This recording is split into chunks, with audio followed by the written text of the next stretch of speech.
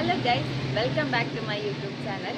അപ്പോൾ ഇന്നത്തെ എൻ്റെ വ്ളോഗ് എന്ന് പറയുന്നത് എൻ്റെ ഹെയർ കട്ടിൻ്റെ വ്ളോഗാണ്. സോ ഞാനിപ്പോൾ നിൽക്കുന്നത് നമ്മുടെ കവടിയാറുള്ള ഫെമിനോ സെറാറ്റോ എന്ന് പറഞ്ഞിട്ടൊരു ഹെയർ കട്ട് സ്റ്റുഡിയോയിലാണ്. അപ്പോൾ നമുക്ക് ബാക്കി വിശേഷങ്ങൾ കണ്ടറിയാം. Okay, come on. ഇതാണ് എൻ്റെ ഇപ്പോഴത്തെ ഒരു ഇതെന്ന് പറയുന്നത്. സോ നമുക്കിത് ഹെയർ കട്ട് കാര്യങ്ങളൊക്കെ ചെയ്ത് വന്നിട്ട് എങ്ങനെ ഉണ്ടാവും എന്നുള്ളത് നമുക്ക് കാണാം. Okay, come on.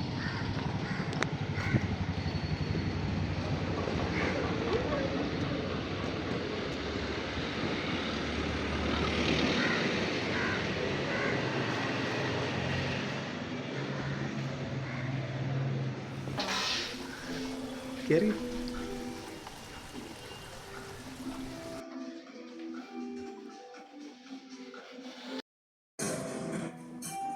ഓക്കെ, അപ്പോൾ നമ്മളിവിടെ ഫസ്റ്റ് ഇതാണ് നമ്മുടെ റിസപ്ഷൻ വരുന്നത്. ഇതിൻ്റെ ഫുള്ളൊരു ആംബിയൻസ് ഞങ്ങൾ കാണിച്ചു തരാം. ഓക്കെ,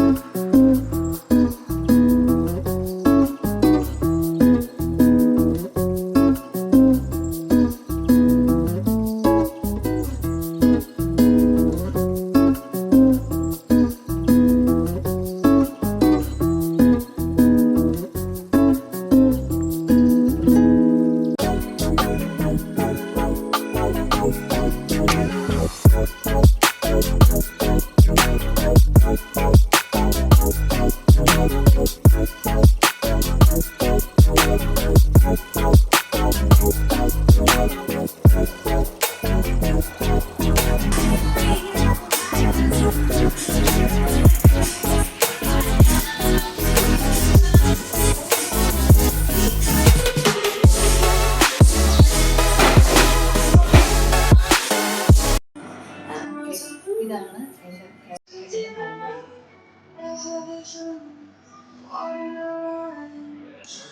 പിന്നെ ഇത്തരം പ്രവേശിച്ചിട്ട് തുടങ്ങിയില്ല. എൻ്റെ ഒറിജിനൽ മുടി നിങ്ങൾ കണ്ടത് ഇപ്പൊ നോക്കൂ. ഇതിലെനിക്ക് സങ്കടമൊന്നുമില്ലേ? സങ്കടം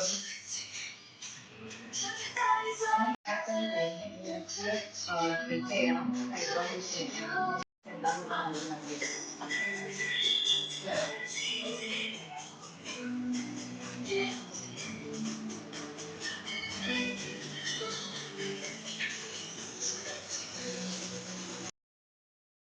ഹെയർ കട്ട് കാര്യങ്ങളെല്ലാം കഴിഞ്ഞ് നേരെ ത്രെഡ് ചെയ്യാൻ വേണ്ടിയിട്ടായിരുന്നു കേട്ടോ പോയിട്ടുണ്ടായിരുന്നത്.